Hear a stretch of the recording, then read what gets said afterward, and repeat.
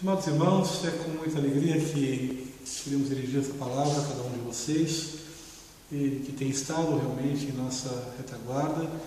e agradecer todo o apoio que tivemos durante esses 12 anos praticamente junto à Junta de Missões Mundiais. Servimos por 11 anos no Chile e agora recentemente chegados há 6 meses em Espanha, e como família realmente vivendo um novo tempo, uma nova época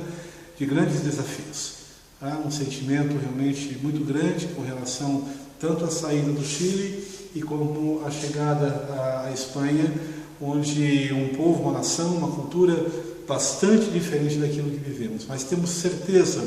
e convicção que esse é o tempo de Deus, e como família, tanto eu quanto Catarina, quanto Davi, Samuel, nossos filhos, temos entendido que esse é o tempo de estar aqui e precisamos muito, contamos muito com o apoio e o respaldo de cada um de vocês na nossa retaguarda. Que Deus abençoe e muito obrigado por essa oportunidade de poder dirigi-los a cada um de vocês.